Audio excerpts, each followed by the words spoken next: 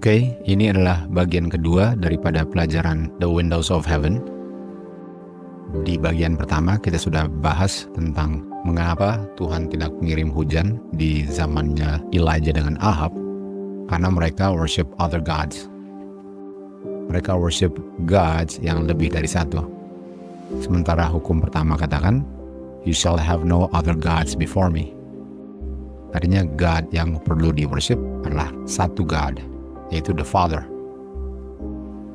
Jadi kita sekarang lanjut ke bagian kedua di sini yang berjudul Choose You This Day.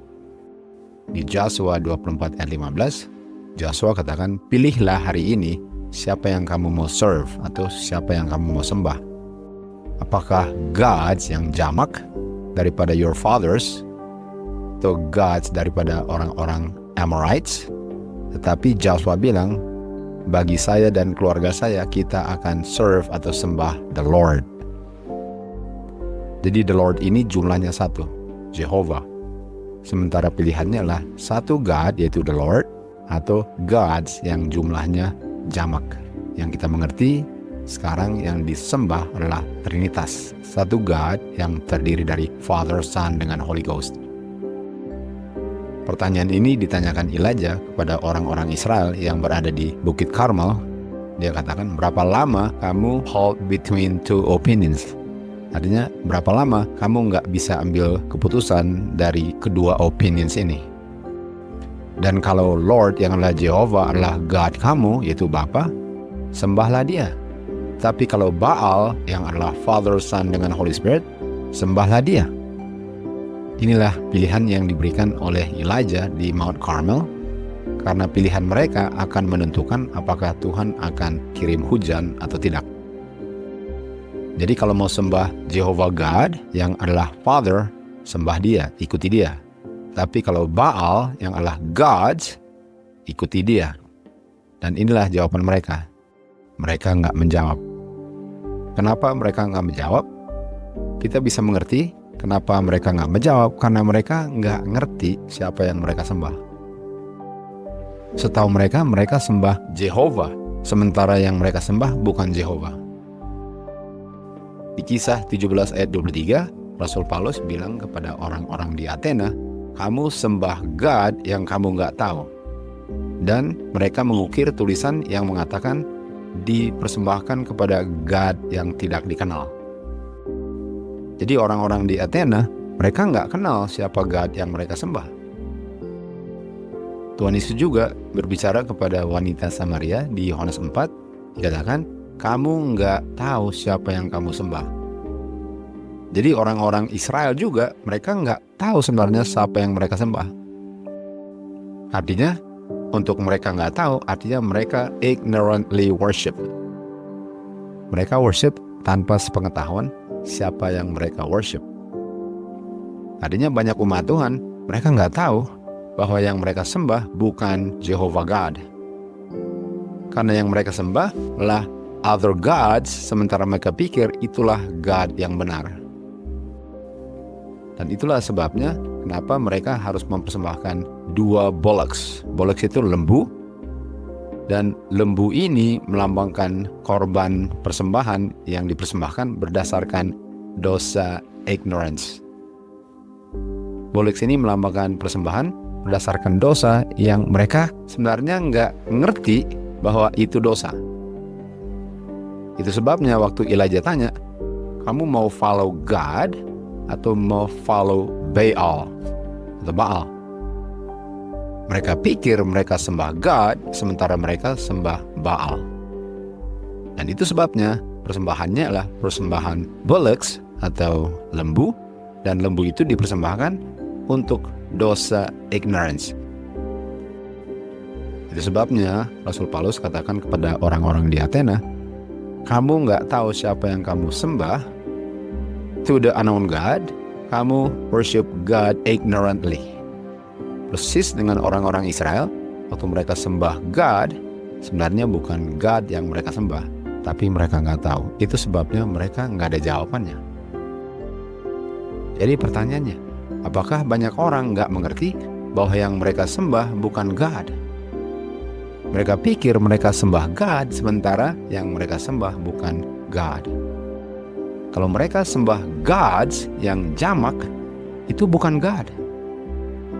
Jadi di akhir zaman banyak orang yang pikir bahwa mereka sembah God, sementara yang mereka sembah gods. Cuma ada satu God, the Father, 1 Korintus 8 ayat 6. Sementara banyak menyembah gods yang jamak yang terdiri dari Father, Son, dengan Holy Spirit. Dan itu sebabnya kenapa Tuhan tidak mencurahkan Roh Kudus-Nya, karena umat Tuhan worship other gods.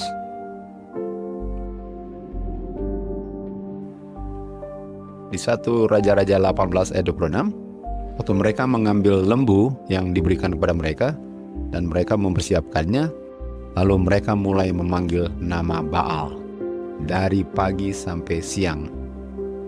Mereka katakan, "Oh Baal, dengarlah kami." Tapi nggak ada jawabannya sama sekali. Mereka mulai loncat dan dansa-dansa di sekitar mezbah.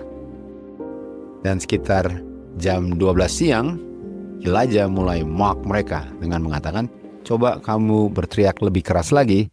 Kalau dia God, mungkin dia lagi sibuk berbicara, mungkin sedang ada urusan, mungkin dalam perjalanan, atau bisa saja dia lagi tidur dan kamu harus bangunkan." Dan mereka mulai berseru lebih kuat lagi dan mulai memotong diri mereka sendiri. Artinya mereka nggak kenal God yang mereka sembah, karena yang mereka lakukan sekarang ialah yang Elijah anjurkan.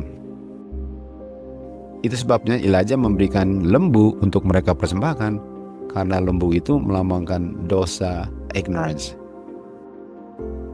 Dan di ayat 29, tibalah waktunya, sudah lewat jam 12 siang, dan tidak ada suara, tidak ada jawaban, tidak ada yang mempedulikan seruan mereka.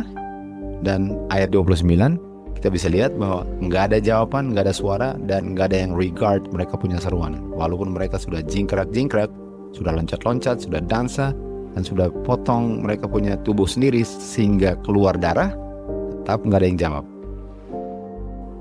Setan dengan senang hati, kalau Tuhan izinkan, akan menurunkan api untuk membuktikan bahwa Baal adalah God yang benar.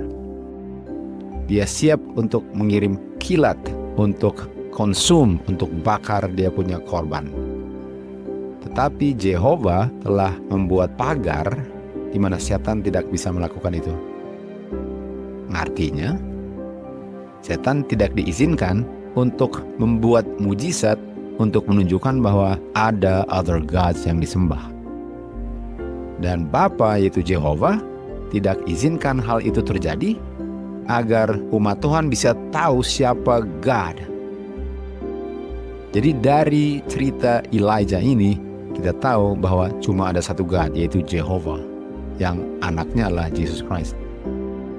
Karena Jehovah tidak izinkan untuk setan turunkan api bagi mereka yang dia sudah tipu, untuk mengkonfirmasi kebenaran yang sebenarnya nggak benar, bahwa ada satu God yang terdiri dari 3 gods.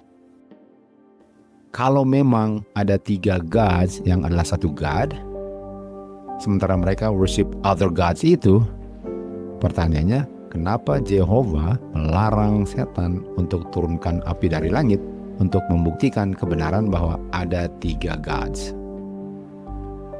Dan di hukum pertama dikatakan, jangan worship other gods. Yang kamu worship adalah satu God, yaitu Jehovah. Jawabannya karena memang cuma ada satu God yang perlu di worship, bukan other gods. Dan itulah sebabnya kenapa Jehovah tidak mengizinkan setan untuk membuat mujizat untuk menipu mereka bahwa ada 3 gods yang perlu disembah. Di 1 Raja-Raja 18:30, Elijah bilang kepada banyak orang, setelah mereka tidak berhasil untuk memohon kepada mereka punya gods yang sebenarnya bukan gods, untuk menurunkan api dan konsum mereka punya korban, Elijah bilang kepada mereka, datang dekat kepadaku, come near. Kita tahu mezbah melambangkan Tuhan Yesus punya korban di kayu salib. Artinya mereka sudah merusak pengertian Kristus sebagai anaknya God yang mati di kayu salib. sebagaimana di akhir zaman Tuhan Yesus ditolak sebagai anaknya God. Dan Elijah tidak memperbaiki mezbah mereka. Elijah tidak pergi mengunjungi mereka punya mezbah tempat mereka worship. Elijah panggil mereka untuk datang dan melihat bagaimana Tuhan punya mezbah, pengertian tentang God dengan anaknya sudah dihancurkan. Sehingga dia bilang, kalau kamu mau kenal siapa God dengan anaknya, kamu datang kemari. Dan waktu mereka datang menuju Elijah dan mendekati dia, Elijah memperbaiki mezbah daripada the Lord yang sudah dirusak. Artinya Elijah tidak pernah pergi dan worship bersama-sama mereka yang worship other gods. Dia memanggil mereka dari lokasi mereka di mana mereka worship untuk datang worship di mezbahnya yang Elijah perbaiki, karena mereka sudah kasih hancur pengertian one God dengan one Son of God. Di saat waktunya untuk mempersembahkan korban di sore hari, Elijah bilang, Lord God of Abraham and Isaac and of Israel, biarlah diketahui hari ini bahwa Engkau adalah God in Israel. Engkau ada satu God. Dan aku adalah hamba-Mu. Dan aku melakukan semua ini sesuai dengan firman-Mu. Di ayat 37, Elijah bilang, dengarlah, O Lord. Dengarlah aku. Agar orang-orang ini bisa mengetahui bahwa Engkau adalah the Lord God, satu personality God, itu Father. Dan Engkau telah turn their heart back again. Artinya untuk umat Tuhan, hatinya berpaling kepada Tuhan kembali, mereka harus tahu dulu siapa the Lord God itu. The Lord God itu adalah Father, Bapa. Dan fungsi daripada pekabaran Elijah adalah untuk turn their heart back again. Di Maleakhi 4 ayat 6 dikatakan, Elijah punya pekabaran akan turn the heart of the fathers to the children and the heart of the children to the fathers. Artinya fungsi daripada pekabaran Elijah, sebagaimana yang dikabarkan dulu dan di akhir zaman, ialah untuk mengabarkan siapa God itu. Bukan siapa mereka, tapi siapa dia.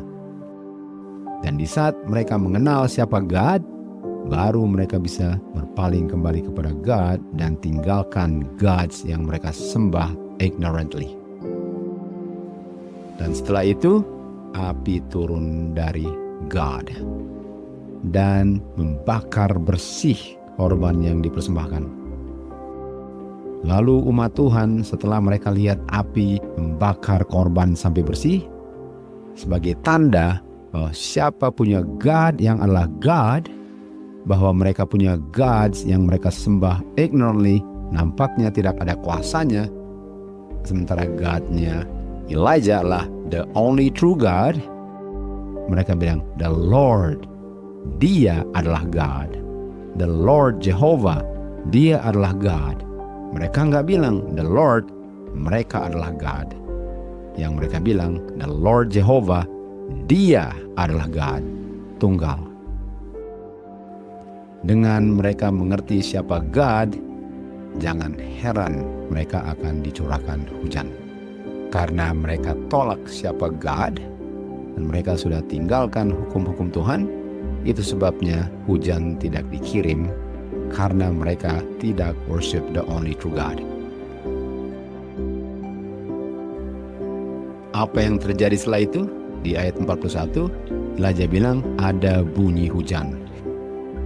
Dan kita tahu hambanya pergi melihat di atas bukit untuk melihat hujan turun, dan 7 kali dia lihat. Dan setelah 7 kali dia lihat di langit, dia lihat awan kecil seperti tangan manusia.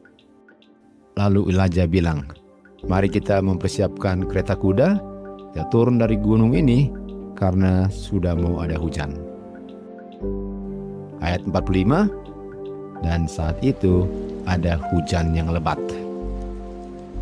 Jadi pertanyaannya, apa yang menyebabkan Tuhan mengirim hujan yang lebat? Hujan lebat hanya dikirim kepada umat Tuhan jikalau umat Tuhan menyadari bahwa hanya ada satu God dan anaknya yang adalah the only begotten Son of God. Umat Tuhan yang menyembah other gods tidak akan dikirim hujan atau hujan Roh Kudus. Sebagaimana murid Tuhan menerima hujan Roh Kudus di hari Pentakosta. Hujan hanya akan diberikan di saat umat Tuhan worship Him, bukan worship them. Hujan tidak akan dicurahkan kalau umat Tuhan sembah God the Father, God the Son, dengan God the Holy Ghost. Hujan akan dicurahkan kepada mereka yang worship God, the only true God, melalui His only begotten Son. Ini adalah bagian kedua daripada pelajaran ini. Sampai kita berjumpa kembali di bagian ketiga nanti. To God be the glory.